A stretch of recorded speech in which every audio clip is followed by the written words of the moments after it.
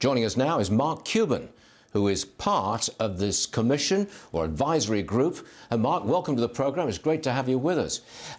We just had an economist on the program who said, look, you've got to at least start to reopen this economy pretty quickly, because if you don't, the human catastrophe from the depression which we are rapidly entering will be absolutely catastrophic. Are you on board with reopening the economy as fast as possible? Yeah, that's kind of subjective, though, because what I'm on board with is making sure I don't put my employees at risk. Their safety is paramount to anything that I do. And so if that's tomorrow, 3 weeks, 3 months, that's what I'm going to do. There's just nothing more important to me. So you're going with health concerns rather than economic concerns. Your priority is health, right? Without question. I mean, look, my employees, hopefully, to some extent, are family, and I wouldn't ask them to do anything that I wouldn't ask my family to do. Now, that said, Stuart, I'm a capitalist through and through. I'm an entrepreneur. I try to be an innovator. I think we will be able to create new opportunities, and the way we did business before probably is going to change. So whatever that day is when the doors open, every entrepreneur in this country is going to try to find a better way to do business. So while I don't think we can just recreate what we did before, I do think we're going to be able to create an America 2.0 where we do things better, we do things a little bit smarter, and we take into consideration the health concerns. Because I do agree that significant economic toll has significant health consequences. If people can't get to hospitals, if people suffer from depression, commit suicide. Those are horrific endings. So we're going to have to innovate. We can't be dogmatic about this and say either we're open or we're closed. We've got to just, rely on that entrepreneurial spirit we have and say, you know what, let's find a better way. Now, you're the owner of the Dallas Mavericks. Okay, everybody knows that. Dr. Fauci said earlier this morning that sports doesn't start up again this summer unless fans are banned. What do you say to that? I'm okay with it. I really am. I think the NBA has a moral obligation to come back as soon as we can. And because people need sports, we need something to cheer for, something to get behind communally. All the people rooting in North Texas for the Dallas Mavericks, the Dallas Cowboys, that's important. And if it means not having fans and just streaming and broadcasting the games on television, I'm all for it, because it's good for the psyche. For all the reasons when you talked earlier about the side effects of an economic depression and not moving forward, we want to, having sports will help us deal with that. Will help us deal with those negative side effects and give people something to get excited about. As I understand it, the NBA does have a plan of like a 25-day program before a very short season. Are you on board with that? I don't know the details yet. All I know is we're going to have a call here shortly to discuss it, and that the commissioner, Adam Silver, said, that he's not really going to entertain alternatives until May 1st. It's just the circumstances we're in. There's so much imperfect information, Stuart. Sometimes just being patient is the best way to go, and I think, that's the approach the NBA has taken. You've hinted about running for the presidency.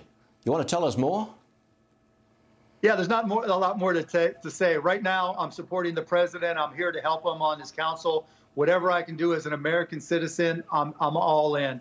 This is a unique time, and I give the president credit for asking for help, and he called my name, and I'm ready to step up to the plate and help. If you did run for the presidency as an independent, I can see you smiling here. If you did, I know this is a hypothetical, but if you did, that would split the vote between the Democrat and the independent, and you would usher in a second term for President Trump, wouldn't you? Not necessarily. I mean, I'm very conservative on a lot of economic fronts. And so, if and when I did, again, it's a long shot, and I'd root against it right now, or bet against it right now. But I think a lot of conservatives would be very interested in what I have to say on the economic side. Okay, would you tell us what you've got to say on the economic side? Go ahead. This is an economic program, Mark. Well, I'll tell you right off the bat what I would do. I don't know that the PPP programs and the EIDL, SBA programs are working, or what we're doing to try to get businesses back to work. I just think there were a lot of things that create too much friction.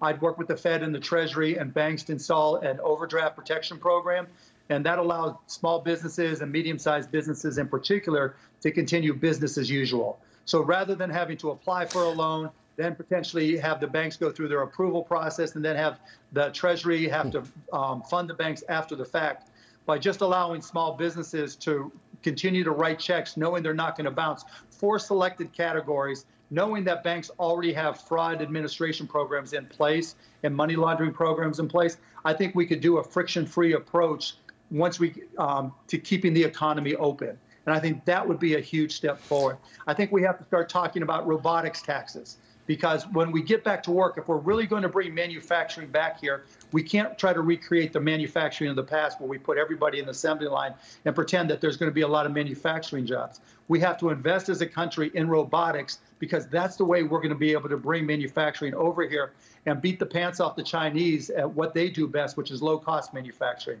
So by having a robotics tax of, let's say, 12%, which mimics what we do for Social Security taxes, we can put 9% to the Social Security and Treasury fund, 3% reinvested into robotics, and allow us to really create an America 2.0 that competes globally in robotics and artificial intelligence, that really establishes us for who we are, the leader economically in the world. So you asked for the 2-minute synopsis. There you go. No, that was real good stuff. Thank you very much indeed. It's rarely that we get a high-profile guest like yourself who answers specific questions in a specific way. You're a good guy, Mark Cuban. I don't care what they say. I appreciate it. Thanks for having me on, Stuart. Now, hold on. We've got a virtual town hall. You're doing it with our own Charles Payne. It's next Thursday on Fox Business. And right now, viewers can email their questions. And, Mark, I guarantee you're going to get a lot of questions from our viewers. And I want to thank you very much for being on the show today, Mark. You're a great guest, and it's appreciated. It's always a pleasure. Thank you very much.